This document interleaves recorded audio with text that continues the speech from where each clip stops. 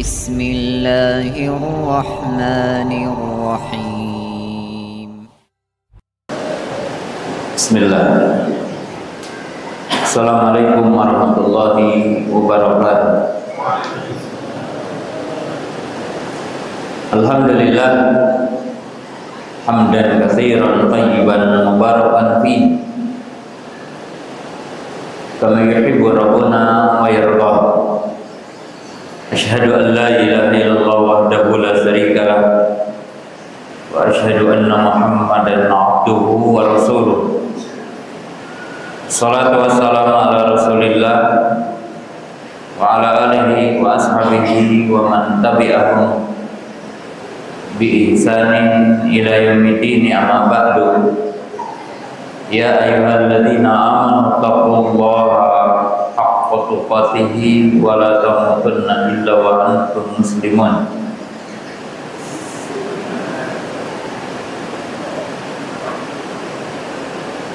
Kaum muslimin, para jamaah, para penuntut ilmu yang dimuliakan Allah Ta'ala, pemirsa MGTV dan para pendengar radio Ridul Jannah yang dimuliakan Allah Subhanahu Wa Ta'ala. Hingga pada kesempatan sore hari ini kita dapat kembali di bahasan tentang kitab Tauhid, dan kita masih dalam judul Kitab Tauhid.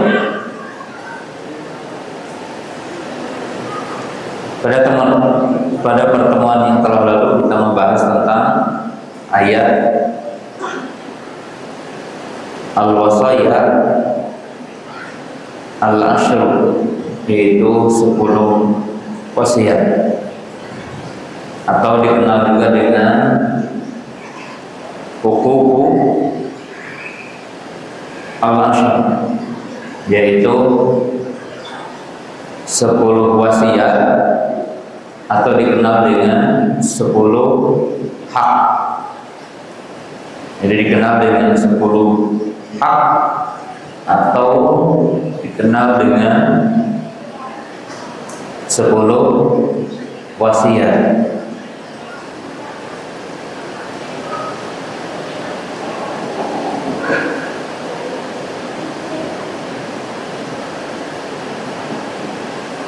Dan kita tidak akan membahas rincian dari semua wasiat yang 10 atau hak yang 10. Yang paling pentingnya bahwa pendalilan yang dibawakan oleh mu'allif rahimahullah ta'ala dalam kitab Tauhid, yang pertama kita sudah jelaskan kemarin bahwa perintah untuk mentauhidkan Allah dan larangan untuk menyekutukan Allah itu merupakan wasiat yang pertama dari 10 wasiat Allah Subhanahu wa Ta'ala. Hal ini menunjukkan urgensinya. Hal ini menunjukkan tentang urgensi, tentang wajibnya mengikhlaskan ibadah kepada Allah, dan itu inti dari tauhid. Kemudian yang kedua kita jelaskan juga bahwa dari 10 poin yang merupakan wasiat tentang atau 10 wasiat yang disebutkan dalam ayat tersebut itu menunjukkan bahwa orang yang melakukan 9 poin dari wasiat 10 itu tidak bermanfaat tanpa menunaikan wasiat pertama. Dalam arti, kalau ada orang yang melaksanakan 9 wasiat tersebut, yaitu berbuat baik kepada dua orang tua, kemudian berbuat baik kepada keluarga, kemudian berbuat baik kepada anak yatim atau ihsan kepada anak yatim, kemudian berbuat ihsan kepada tetangga, yang tentunya tetangga dengan tingkatannya, kemudian berbuat ihsan kepada fakir miskin, orang-orang miskin, kemudian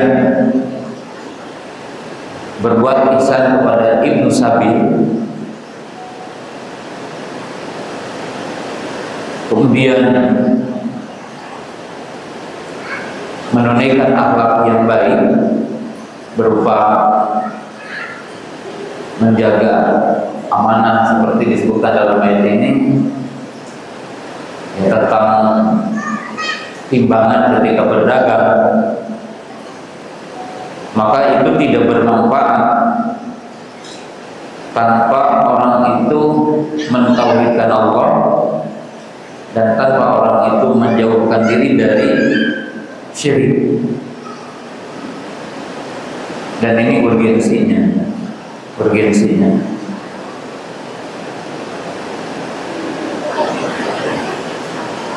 Kemudian hanya untuk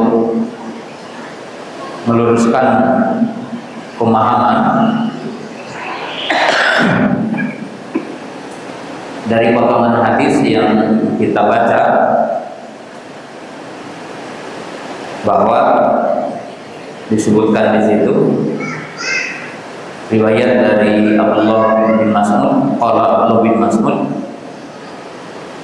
man arada ayyan yura ila wasiyati Muhammadin sallallahu alaihi wasallam allati alaihi khatimuhu falyaqra qul ta'ala wa atlu ma harrama rabbukum alaikum alla tusyriku bihi syai'an, al-ayat.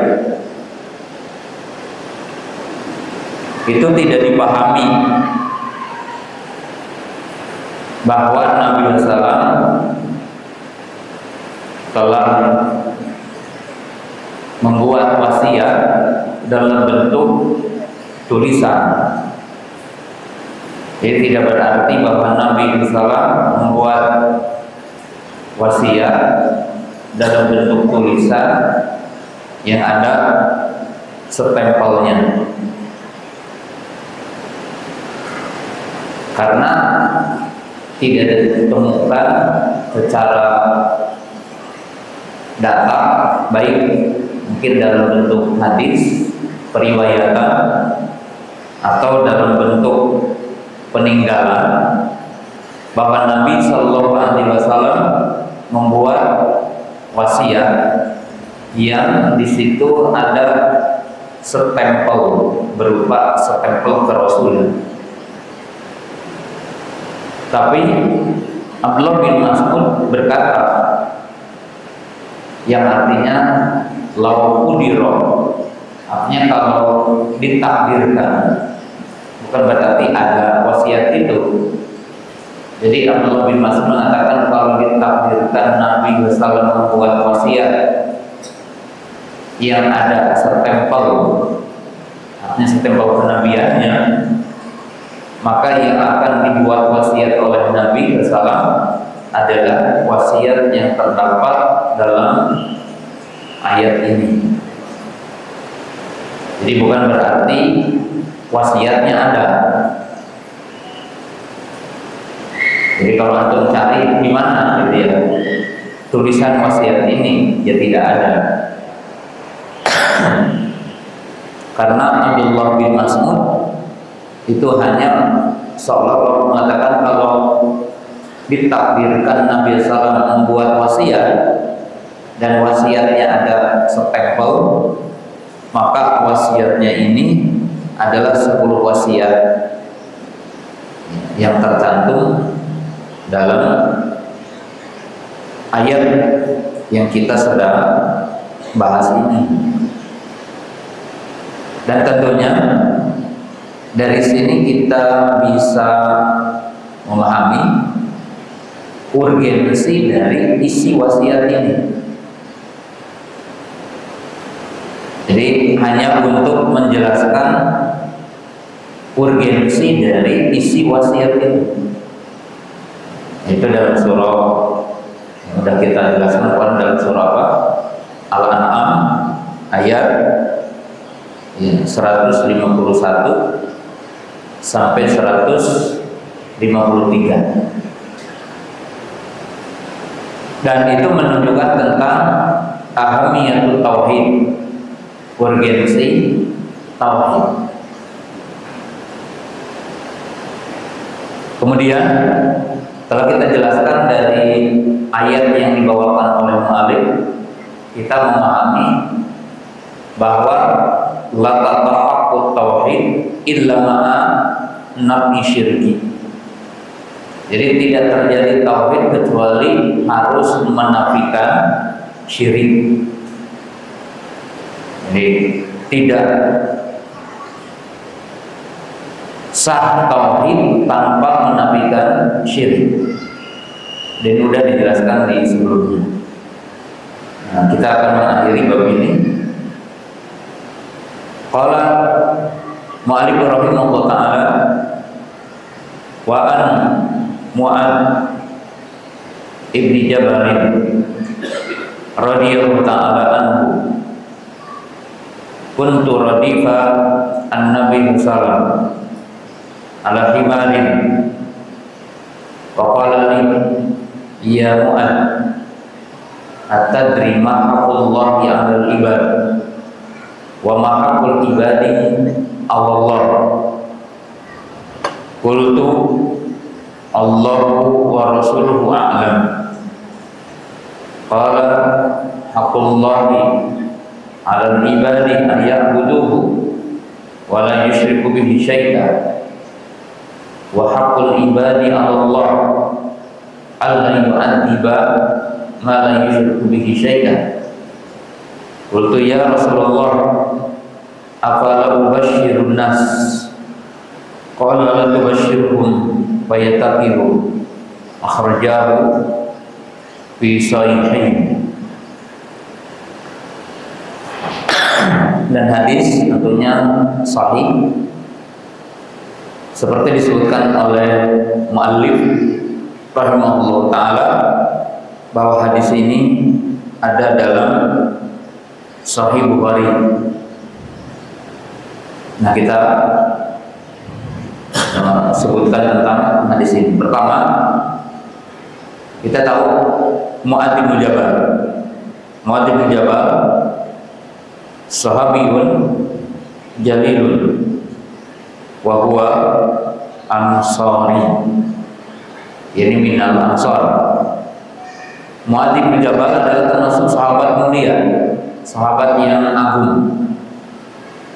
Beliau adalah dari kaum Ansar.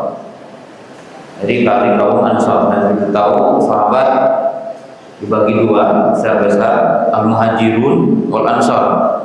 Muhajir dan ansar. Mu'adz bin Jabal masuk Islam pada umur 15 tahun.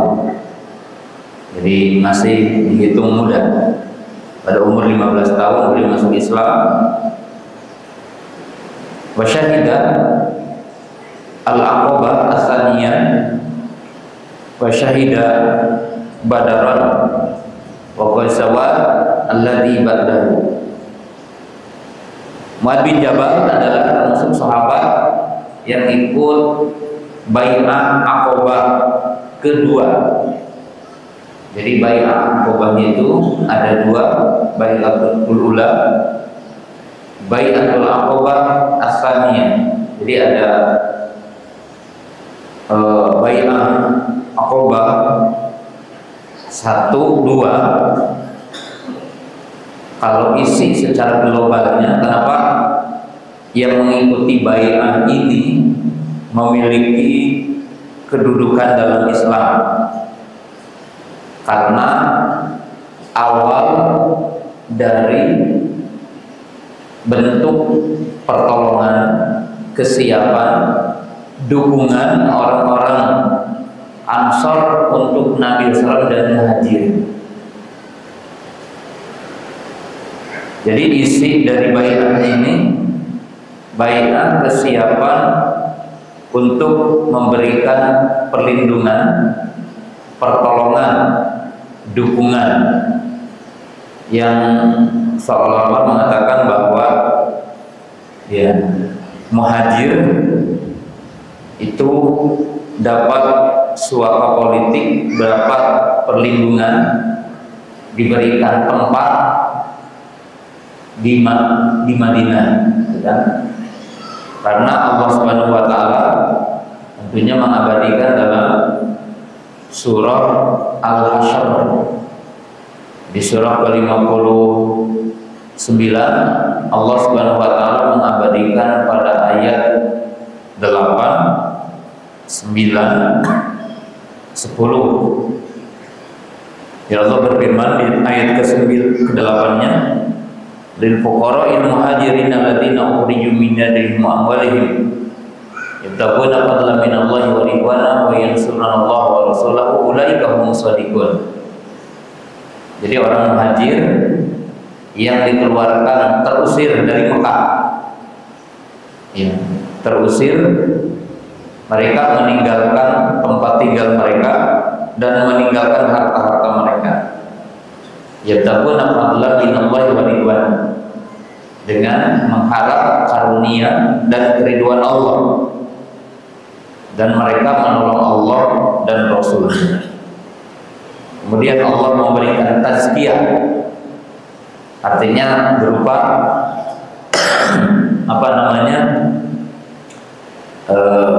rekomendasi akan benar imannya mereka, akan lurusnya manhaj mereka.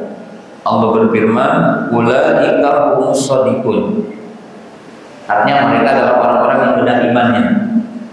Karena di tengah mereka juga ada orang-orang munafik, yaitu Abdullah bin Ubay bin Salul. Kemudian kelompok yang kedua di ayat 9 yaitu Ansar.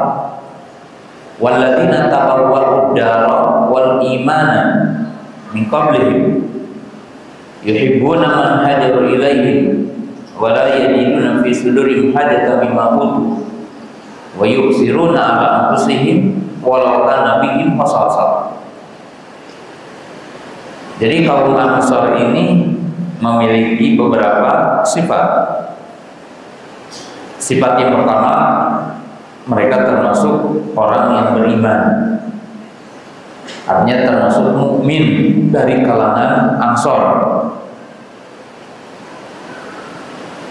Yang kedua, mereka mencintai orang-orang Muhajir. Jadi mencintai orang-orang Muhajir. Itu yang kedua.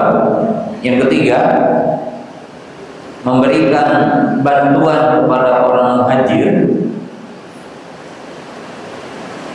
itu dengan dua sifat. Satu, pemberian tanpa mengharap balasan, artinya memberi tanpa mengharap balasan. Yang kedua, tidak hanya memberi, mereka ihsan, artinya mendahulukan orang Muhajir ketimbang dirinya. Jadi mendahulukan orang Muhajir ketimbang dirinya. Jadi ini menunjukkan martabat yang paling tinggi. Ini dari orang-orang Ansor. Nah, dan ini terbukti dalam sejarah. Jadi orang-orang Muhajir itu diberi perlindungan. Nah, perlindungan yang diberikan oleh mereka mengatakan, jiwa kami, jiwa kalian. Jiwa kalian adalah jiwa kami. Dalam arti memberikan perlindungan darah. Artinya darah orang-orang Muhajir itu dijaga oleh orang-orang Ansor. Nah, yang kedua, memberikan tempat tinggal. Artinya orang-orang Ansor ini memberikan rumah, memberikan tanah untuk orang-orang Ansor.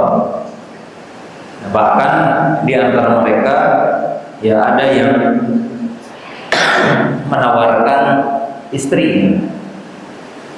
Artinya yang memiliki istri lebih dari satu dari orang Ansor itu ditawarkan kepada orang-orang Muhajir. Artinya dicerai, kalau habis waktu idahnya maka dinikahi oleh orang-orang Muhajir.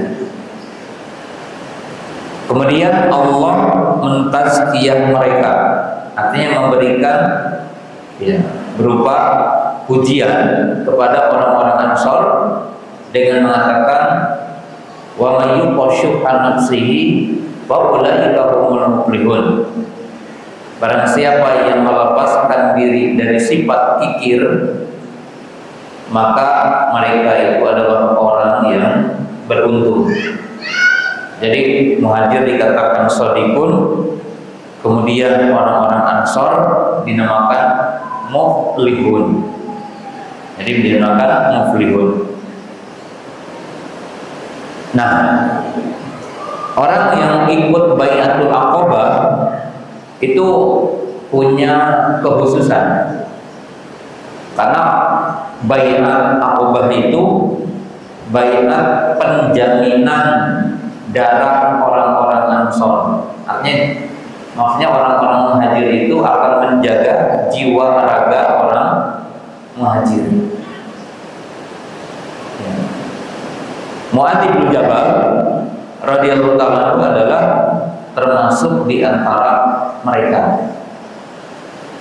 Kemudian Mu'adz bin Jabal, sahabat yang ikut peperangan dan diawali ikut perang yang pertama dan utama, yaitu perang Badar.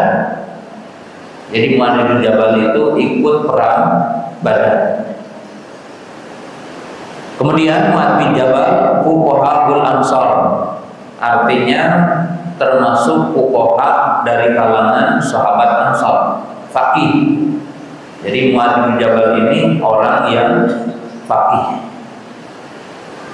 Kemudian dikatakan ya dalam ya, manakib itu ya mungkin catatan kepribadiannya, dikatakan a'rafun nas al halal wal haram. Beliau itu adalah orang yang sangat tahu tentang halal dan haram. Dia termasuk orang yang paham ya halal haram. Kemudian Mu'adz bin Jabal juga memiliki lisan qawiyun, fasahah. Jadi Mu'adz bin Jabal ini juga termasuk orang yang memiliki fasahah, lisan qawi. Artinya kalau berbicara itu sangat hebat. Lisannya memiliki nilai kekuatan, asir, jadi membekas, jadi sangat kuat, membekas. Itu Mu'adz bin Jabal radhiyallahu ta'ala anhu. Diriwayatkan bahwa Nabi SAW mengatakan la ta'khudul qira'ah illa min arba'ah. Dikatakan bahwa tidak mengambil qira'ah kecuali dari 4. Salah satunya adalah Mu'adz bin Jabal. Jadi termasuk min qura'in Nabi. Qari Mu'adz bin Jabal radhiyallahu ta'ala anhu. Dan Mu'adz bin Jabal radhiyallahu ta'ala anhu adalah sahabat juga yang memiliki akhlak mulia. Dan beliau termasuk orang yang pertama juga diutus oleh Nabi SAW untuk berdakwah. Sebagaimana disebutkan dalam hadis Abdullah bin Abbas bahwa Nabi SAW mengutus Mu'adz. Ya Mu'adz, innaka sata'ti qauman ahlul kitabin wa yakun awwala man tad'u ilaihim syahadatu alla ilaha illallah. Jadi beliau itu orang yang diutus berdakwah ke negeri Yaman.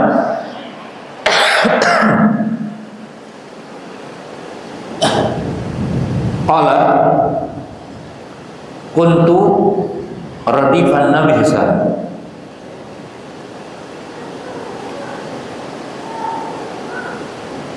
Aridfu atau ar-radfu itu adalah ar-raqibu khalfar raqib. Jadi ar-raqibu khalfar raqib. Jadi naik di atas orang yang naik. Maksudnya di sini bahasa kita diartikan membonceng.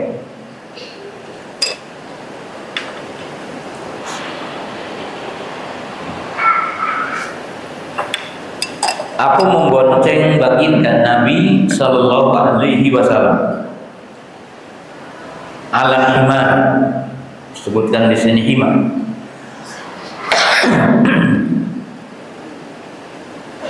Karena kendaraan di masa itu ma'ruf ada 3, yaitu an-naqah, al-jamal, al-ba'ir, yaitu unta dengan disebutkan naqah atau jamal atau ba'ir. Kemudian yang kedua adalah kita tahu yaitu al-farash, al-hison atau dikenal dengan kuda. Dan yang ketiga adalah himar, yaitu keledai. Dan para ulama mengatakan yang maksud di sini himarun ahli, yaitu keledai jinak. Ya. Dan keledai binatang tunggangan paling kecil. Jadi unta, kuda, kemudian himar. Ya. Dalam hadis dikatakan lebih hebat mana antara unta dengan kuda?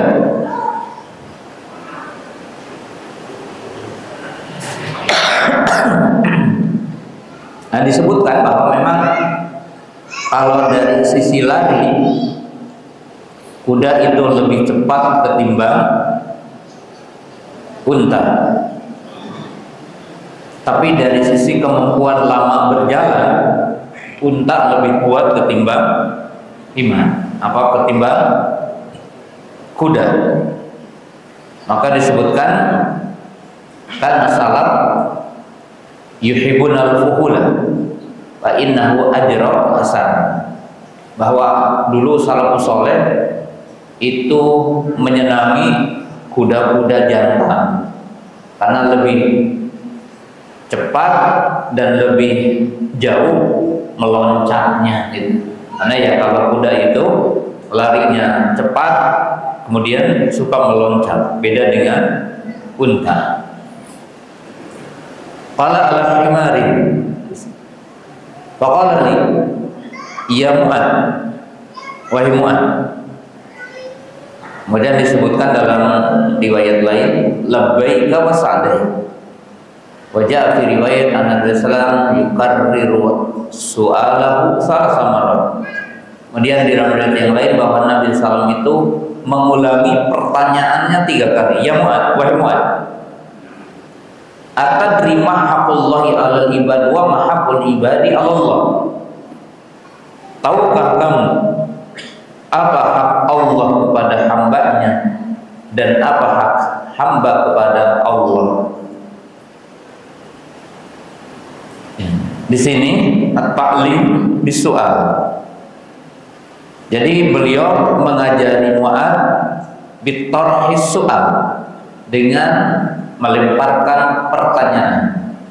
Nah, oleh sebab itu as-su'al min thariqatil ahdil ilmi wa min thariqatit ta'lim. Para ulama mengatakan bertanya merupakan langkah mencari ilmu dan cara mengajarkan ilmu. Jadi bertanya dalam pendidikan itu dilakukan oleh guru ke murid dan dilakukan oleh murid kepada guru. Waqad qala Imam Ibnu Qayyim rahimahullah taala al-ilmu sittu maratib. Jadi Imam Ibnu Qayyim mengatakan al-ilmu sittu maratib. Ilmu itu 6 tingkatan. Yang pertama adalah husnus su'al. Jadi yang pertama ya, mencari ilmu itu atau tangga pertama mencari ilmu adalah bertanya. Sumaqala wa hirmanuhu imma tarku su'al imma su'us su'al.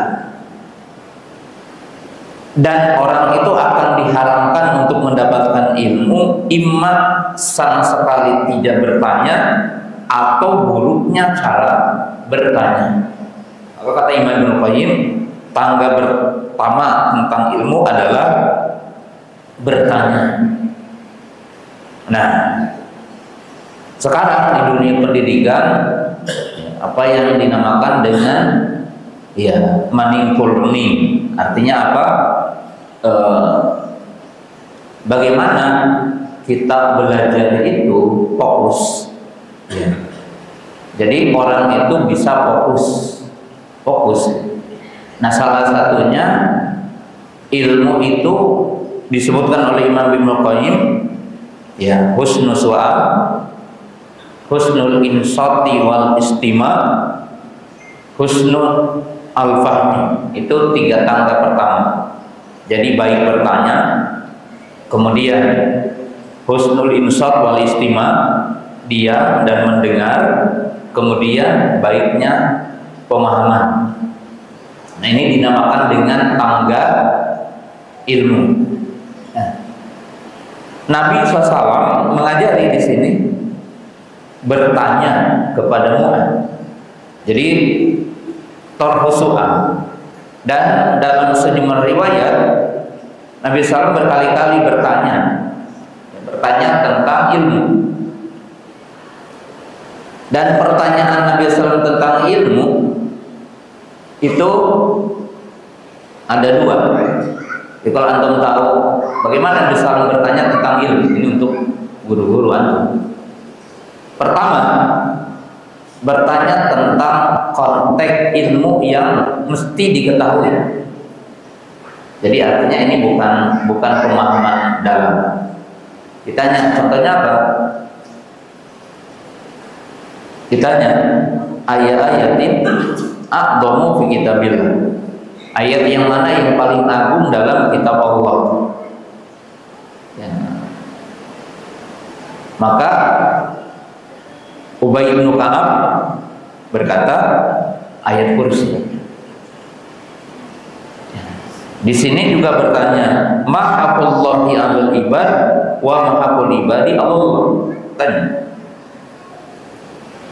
Tapi kata sebagian para ulama ada pertanyaan yang bentuknya imajinasi.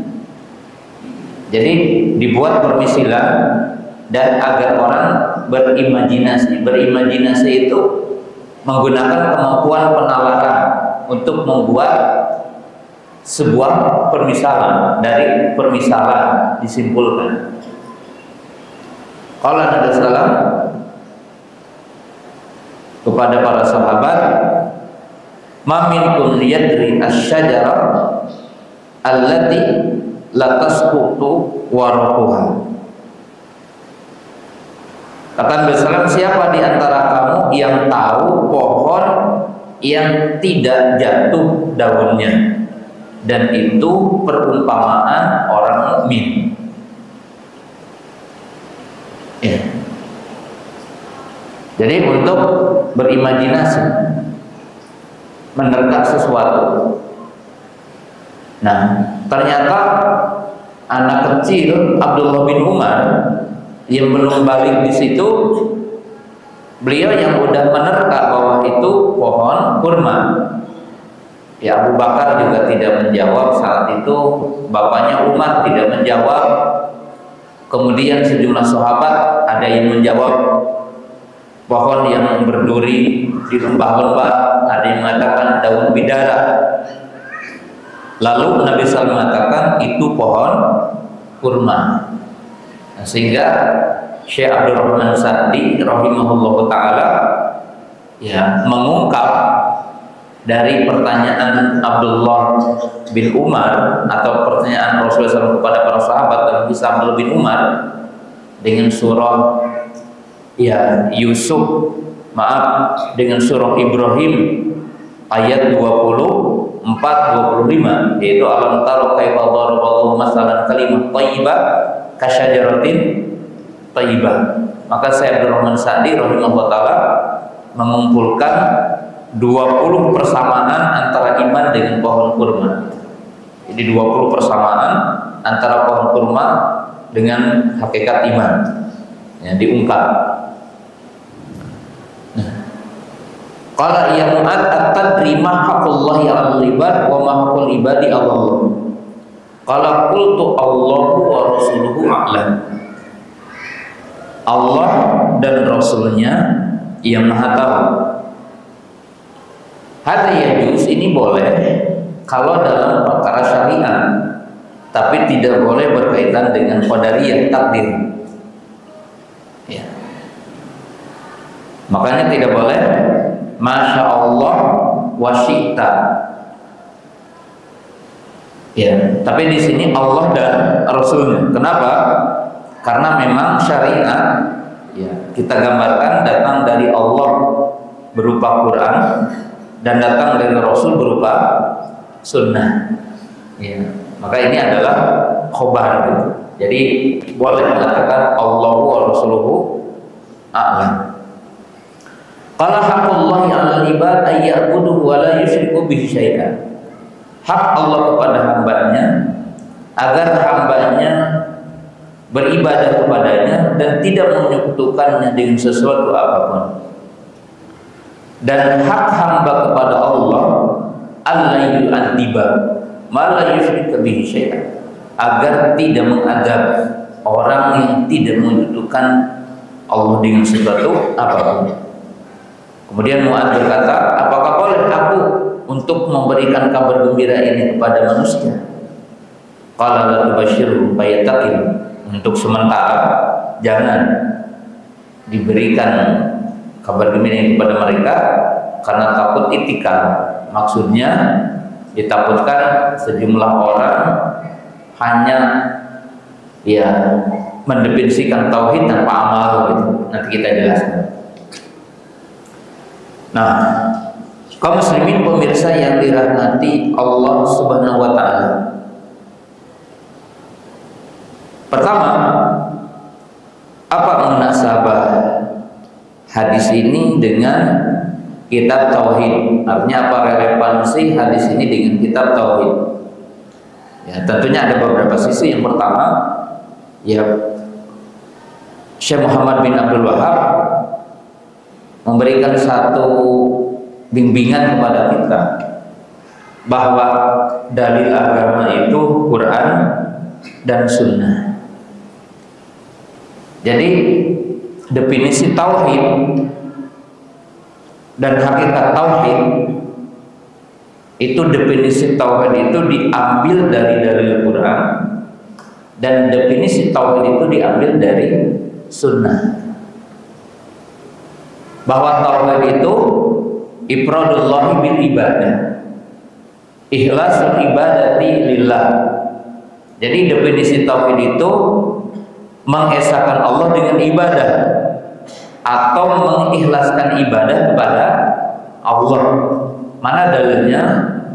Ya, dalilnya sudah disebutkan, wa ma khalaqul jinna wal insa illa liya'budun wa laqad ba'atsa fi kulli ummatin rasulan an ibudullaha wa tanibu taghut. Ubudullaha wa'budullaha wa la tusyriku bihi syai'an. Qul ta'allu atlu ma harrama rabbukum alla ta'budu illa iyyahu wa bil walidaini ihsana.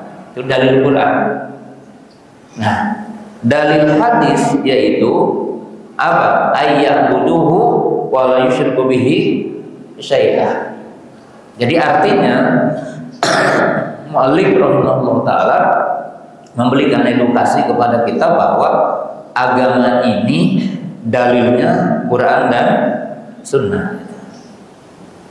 Ya, dalilnya adalah Quran dan Sunnah. Nah, oleh sebab itu kalau antum konflik, ada orang bermadhab, wajib bermadhab atau enggak, sebenarnya belajar agama ini mudah. Jadi kalau antum akan mengajarkan agama itu mudah. Gimana mudah? Bagi yang jadi ustaz maksudnya. Yang pertama, kalau antum mengajarkan Quran dan mengajarkan hadis, maka antum dituntut untuk menjelaskan Quran dan hadis dengan kaidah-kaidah yang diletakkan oleh ulama dan dengan menukil penjelasan para ulama. Yang kedua, kalau antum menjelaskan agama dengan perkataan para ulama, baik itu dalam bentuk kitab akidah atau itu dalam kitab fikih, berarti mencari dalilnya. Kan kalau antum baca kitab akidah umpamanya Ushul Sunnah, Al-Quran kalamullah, Quran itu kalam Allah. Apa kewajiban orang yang menjelaskan kitab Imam Ahmad? Ya, kewajibannya mencari dalilnya, mana yang menunjukkan Quran kalam Allah. Maka dibawakan ayat surah surah ke-9, yaitu surah At-Taubah, yaitu apa? Wa in ahadum minal musyrikin tajaraka fa ajirhu hatta yasma'a kalam Allah. Dan ayat-ayat yang lainnya, itqalallahu, dan ayat-ayat yang lainnya, kan gampang begitu. Dan tidak boleh orang itu menyampaikan hanya dalam bentuk pernyataan ulama tanpa menyebutkan dalilnya ketika antum mengajarkan agama, kan seperti itu. Nah, maka demikian juga Syekh Muhammad bin Abdul Wahab ketika menyebutkan definisi tauhid. Apa itu tauhid? Bawakan ayat. Apa itu definisi tauhid? Dibawakan hadis. Jadi dibawakan hadis yaitu Mu'adz ibnu Jabal radhiyallahu taala anhu. Nah, kemudian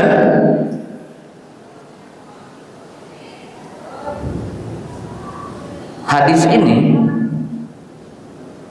meletakkan kaidah paling pokok tentang tauhid, yaitu apa yang telah saya jelaskan, dan antum silahkan nanti rujuk referensinya, yaitu Al-Qawaidul Jami fit Tauhid. Jadi Al-Qawaidul Jami fit Tauhid, ya. Jadi kaidah yang menyeluruh, mencakup tentang tauhid. Salah satu kaidah tentang tauhid yaitu al-ibadatu haqqun mahdun lillah la yusyariku fiha ahadun. Jadi kaidahnya al-ibadatu haqqun mahdun lillah la yusyarikuhu fiha ahadun. Jadi ibadah itu hak Allah semata dan tidak boleh menyekutukan Allah dalam beribadah dengan sesuatu apapun. Ayatnya yang tadi dan hadis yang tadi gitu. Maka dikatakan hak, ya. Kemudian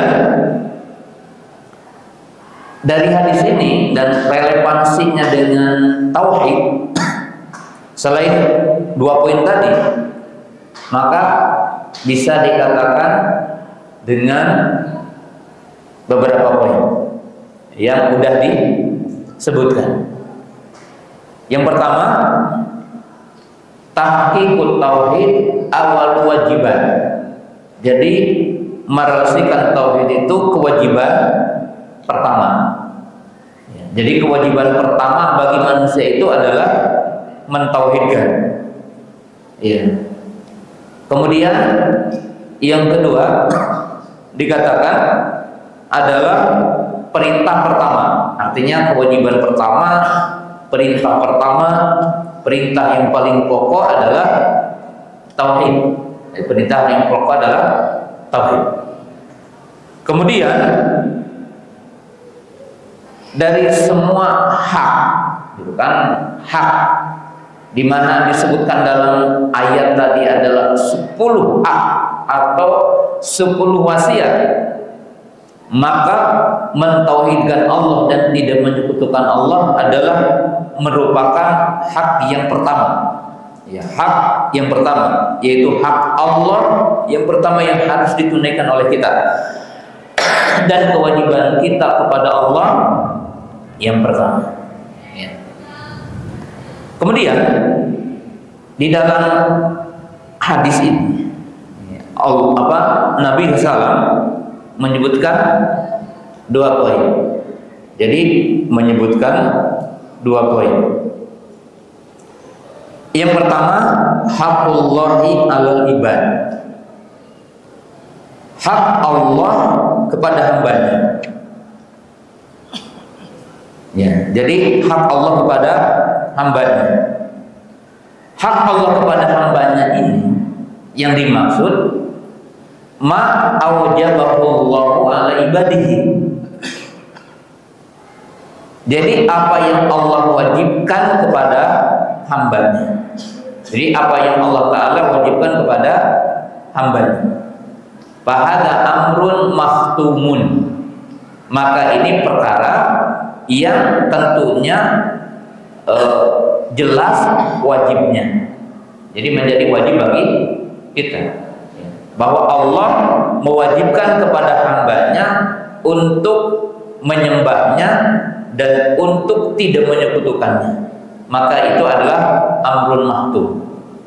Dalam arti itu kewajiban yang pasti. Kewajiban yang pasti. Kedua, wa haqqul ibadi 'ala Allah. Sedangkan hak hamba kepada Allah, maka ini mimbabi fadlullahi wa karamuhu 'ala ibadihi. Pahami ya? Sedangkan hak hamba kepada Allah, jadi hak hamba kepada Allah, maka itu merupakan karunia Allah kepada hambanya dan kasih sayang Allah kepada hambanya. Kenapa? Karena jika seandainya Allah memerintahkan kepada hambanya satu perintah, lalu Allah tidak memberikan kepada hambanya, maka itu adalah hak Allah. Kenapa? Karena Allah telah memberikan banyak ihsan kepada hambanya, diciptakan bumi dan sebagainya. Nah, artinya Allah mewajibkan kepada hambanya untuk ibadah, maka ini adalah kewajiban Allah yang mesti. Artinya kewajiban Allah kepada kita yang mesti, dan kita wajib memenuhinya. Nah, tapi Allah Subhanahu wa Ta'ala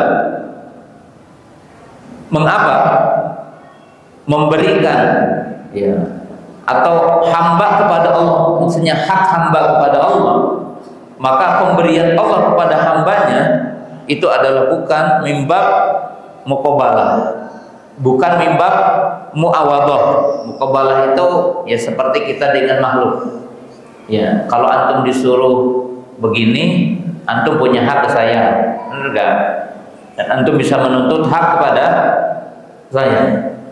Tapi Allah, hamba kepada Allah, dan Allah memberikan kepada hambanya, Allah memenuhi pemberian kepada hambanya itu ditinjau dari 2 sisi. Tadi baru 1 sisi. Yang pertama sebenarnya adalah berupa karunia Allah kepada hambanya, berupa karunia Allah kepada hambanya.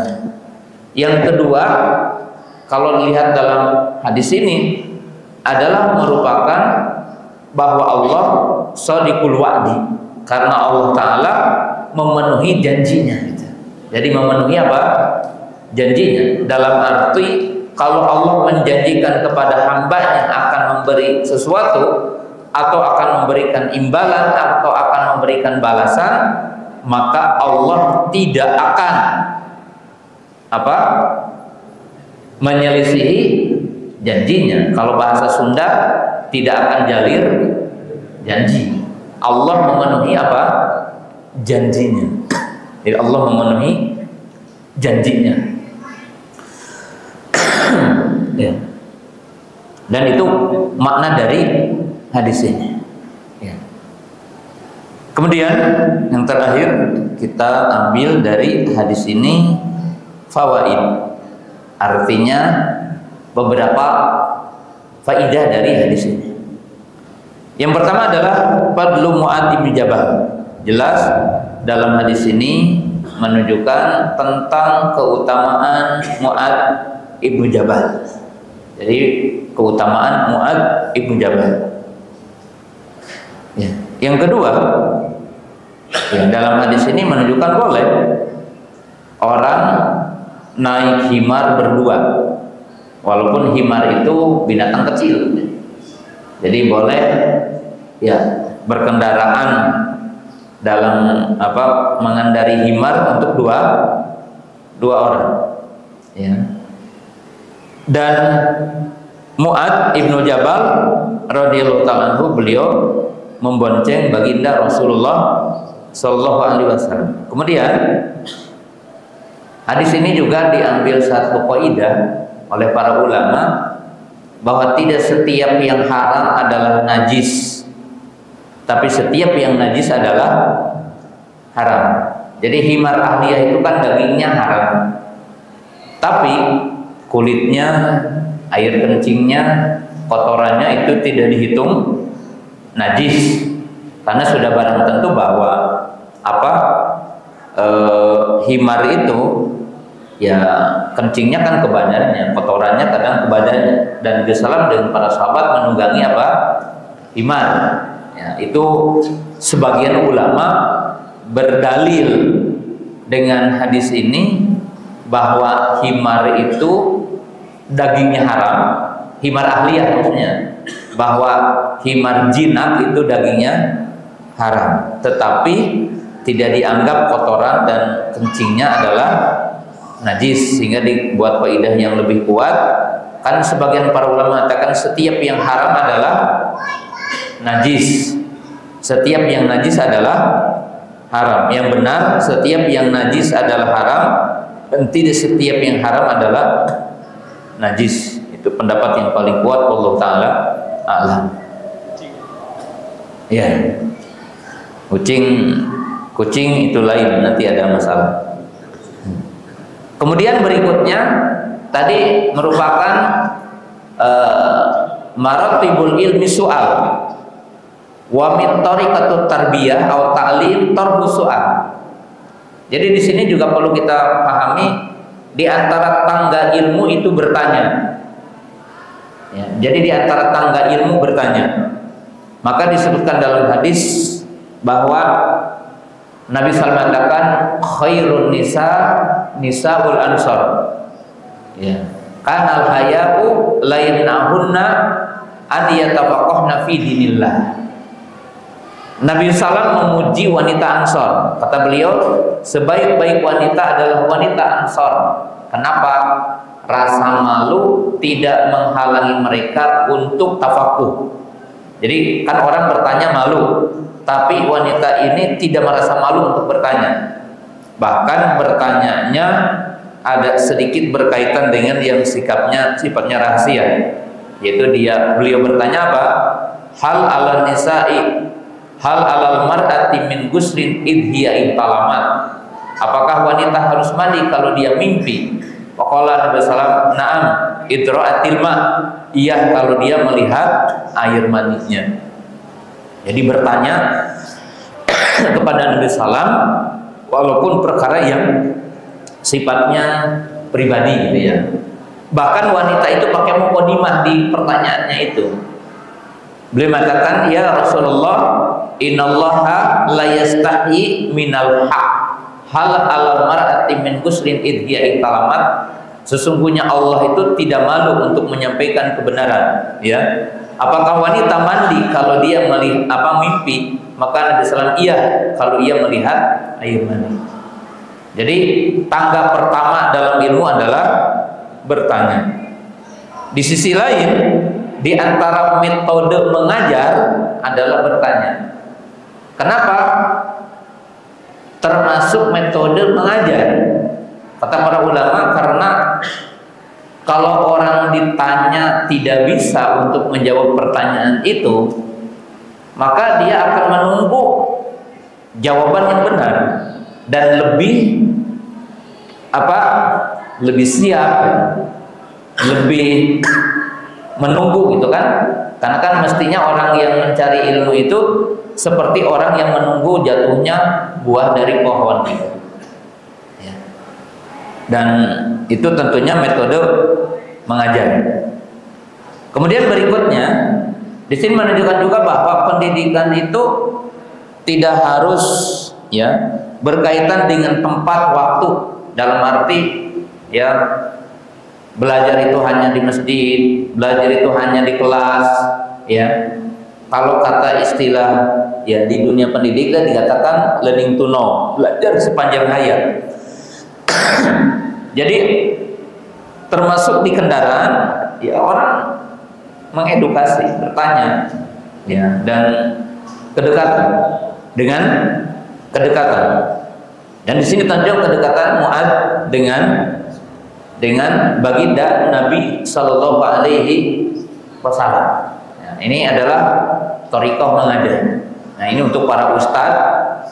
Jadi mengajar itu salah satunya adalah joyful, artinya dalam keadaan enjoy yang penuh gitu. Artinya dalam keadaan yang penuh kesenangan. Jadi harus diciptakan penuh kesenangan. Karena mungkin siswa-siswa kita di Indonesia, santri-santri di pesantren itu umumnya dalam keadaan stres. Saya kan sering menjelaskan kenapa di negara lain penonton bola itu umur 30 ke atas. Tapi kalau penonton bola di Indonesia umur 30 ke bawah. Karena kalau di negeri-negeri lain saking capeknya kerja cari sesuatu yang menyenangkan, nonton bola. Kalau di Indonesia itu karena sekolahnya stres, cari untuk nonton bola. Jadi bedanya di situ, salah satunya. Nabi salat malam ngajarin di kendaraan. Kemudian berikutnya, para ulama mengatakan minal ilmi qauluhu la ya'lam. Jadi para ulama mengatakan termasuk bagian dari ilmu mengatakan tidak tahu. Dan ini yang paling berbahaya orang yang punya kursi. Ustadz ini paling bahaya. Sakabeh pertanyaan dijawab walaupun teboga dalil. Karena ini terkenalnya ustadz anu boga kursi itunya di mana-mana setiap pertanyaan era lamun menyebutkan tenyaho gitu. Jadi kalau mengatakan saya belum tahu itu aib. Pokoknya mah pikiran hemat saya gitu jawabannya itu. Nah, di sini Mu'adz bin Jabal ketika ditanya Allahu wa rasuluhu a'lam. Jadi beliau mengatakan tidak tahu. Beliau mengatakan tidak tahu. Barulah Nabi Shallallahu Alaihi Wasallam yang mengasih tahu yang kita sedang bahas dan akan dibahas seterusnya. Kemudian yang terakhir ada kaidah umum bahwa likulli maqalin maqamun wa likulli maqamin maqalun. Itu ada istilah bahwa setiap ucapan ada makomnya. Jadi kalau kita akan menyampaikan sesuatu, makomnya harus tepat. Dalam makom yang tepat kita memilih perkataan yang tepat. Dalam sisi lain ada juga kaidah, tidak setiap sesuatu yang boleh dilakukan. Contoh, saya ditanya kemarin, Ustaz, boleh nggak suami saya masih riba gini, boleh nggak saya mau minta untuk cerai? Ya boleh, tapi tidak setiap yang boleh dilakukan di saat itu karena bolehnya. Karena seorang wanita ketika meminta cerai kepada suaminya, tetap dia harus berpikir sesuatu yang akan terjadi setelahnya. Maka walaupun hadisnya ini lemah, bahwa Mu'adz bin Jabal, ya maaf, Abu Dar, bukan Mu'adz, Abu Dar Al-Ghifari dikasih 10 nasihat. Nasihat yang ke-10 dikatakan la aqla ma'at illa ma'at tadbir wal wara'a illa ma'al kaffi wal kasba illa ma'a husnil khuluq. Jadi Nabi SAW mengatakan tidak ada orang cerdas kecuali memprediksi setiap sesuatu setelahnya. Jadi orang cerdas itu orang yang ketika mengatakan sesuatu, yang ketika dia melakukan sesuatu, dia tahu konsekuensi setelahnya akan terjadi apa, bagaimana. Ya termasuk dalam hadis kan disebutkan contoh ya, la yadribanna ahadukum imra'atahu summa yudajimuha. Seorang laki-laki diingatkan, wahai para lelaki yang temperamen, itu mungkin sebelum, walaupun nggak ada kalimat itu dalam hadis itu, janganlah kamu memukul istrimu seperti memukul budak, kemudian setelah itu ingin menjimana, kaera. Tidak ada malu kan ya? Karena kita marah ke istri, tampar, setelah itu ingin berjima. Masa tadi, artinya apa? Melakukan sesuatu yang tidak diprediksi setelah. Nah di sini Mu'adz bin Jabal ketika akan menyampaikan hadis ini, maka ada tangguh gitu untuk menyampaikannya. Apa yang ditakutkan? Takut bahwa orang itu yang penting bertauhid walaupun tidak melakukan perintah. Yang penting bertauhid walaupun maksiat. Nah itu takut begitu, maka ditangguhkan.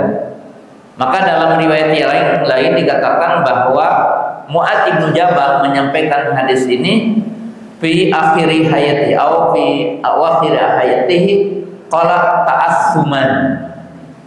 Jadi disebutkan dalam riwayat yang lain bahwa Mu'adz bin Jabal menyampaikan hadis ini mendekati akhir hayatnya, dan beliau merasa berdosa karena menangguhkan penyampaian hadis ini. Karena apa? Karena kan kita tahu balighu ani walau. Nah, jadi perintah untuk menyampaikan, tapi beliau mengakhirkannya. Ya. Jadi dalam hadis ini juga menjadi kaidah dalam berdakwah kepada Allah. Jadi kaidah dalam berdakwah kepada Allah dalam arti ada al-aham bil aham, menyampaikan yang urgennya. Atau sisi lain, kalau kita melakukan ini tidak mampu, atau dalam makna yang lain, ya ada kaidah tukhatibu annas biqadri uqulihim, artinya menghitung atau mengajak bicara, menyampaikan sesuatu kepada orang dengan sesuai kemampuan pemikirannya. Nah, kita akhiri ada sahabiah bawa anak kecil. Faqala ya Rasulullah bayyihu. Faqala Nabi sallallahu huwa saghirun famasaha ra'sahu wa da'alahu. Ini hadis terakhir. Ada seorang sahabiah bawa anaknya dengan satu harapan yang besar. Dia berkata, wahai Rasulullah, bai'at anakku. Jadi anak kecil, bai'at anakku. Maka Nabi mengatakan, jangankan bai'at, yang perintahnya jelas saja belum wajib. belum wajib sholat, belum wajib puasa, belum wajib yang lain belum. Apalagi baiat.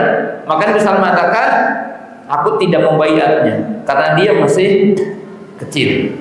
Lalu Nabi SAW mengusap kepalanya dan mendoakannya. Artinya mendoakan dengan baik. Nah, di sini menunjukkan bahwa ilmu disampaikan secara bertahap, dakwah disampaikan secara bertahap, pengetahuan juga disampaikan secara apa? Bertahap, karena kemampuan orang itu berbeda-beda. Ini juga salah satu poinnya dalam dunia pendidikan, bahwa ya ilmu disampaikan bertahap. Orang harus memahami kemampuan orang itu berpikir, ya, dan sesuatu mungkin yang terkadang juga salah persepsi dari sesuatu. Ya. Jadi tadi kalau ditakutkan bahwa orang yang mendengar hadis ini tiba-tiba orang itu mencukupkan tauhid, tidak sholat, tidak puasa, gitu ya. Kenapa? Asal bertauhid masuk surga. Asal tidak menyekutukan Allah masuk surga. Maka ditakutkan itu terjadi, maka ya dilarang. Ya, atau mungkin sebagai penutup dari kajian ini, Nabi SAW mengatakan apa? Untuk nahitukum an ziyaratul kubur wa zuruha. Jadi Nabi SAW pernah melarang ziarah kubur. Kenapa? Karena ya di awal-awal Islam, di mana orang jahiliyah itu, bahkan dari sejarah Nabi Nuh, sejarah kaum Nabi Nuh itu mengagungkan kuburan. Mereka meminta kepada penghuni kubur, ya. Kemudian kalau mengagungkan kuburan dalam arti menghormati kuburan orang mukmin wajib. Tapi yang dimaksud ta'dzim ini seperti mencari berkah, ya, kepada penghuni kubur, mencari berkah dengan kuburan tertentu, ya. Apalagi dibikin cerita-cerita palsu, ya, tentang kuburan A ini memberikan berkah ini, kuburan B memberikan berkah ini, kuburan C memberikan kuburan ini. Ya, seperti mungkin muncul ya hari ini, ya, kalau ingin kaya, oh kuburannya si anu. Kalau ingin naik jabatan, kuburannya anu. Kalau ingin jadi wah apa aja gitu ya, beda-beda kan kuburannya. Nah, maka Nabi Hasalam di saat para sahabat baru masuk Islam itu dilarang untuk ziarah kubur karena telah terjadi sebelumnya penyimpangan. Setelah kuatnya keimanan dan setelah kuatnya tauhid bahwa ibadah hanya kepada Allah, berdoa hanya kepada Allah, meminta pertolongan hanya kepada Allah, ya, dan kuat tauhidnya, maka Nabi SAW mempersilahkan dan menganjurkan ziarah kubur yang tujuannya untuk apa?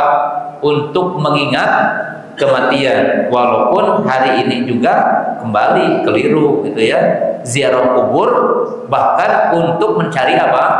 Dunia gitu ya. Orang sekarang kan ke kuburan pingin panjang umur, ke kuburan pingin apa?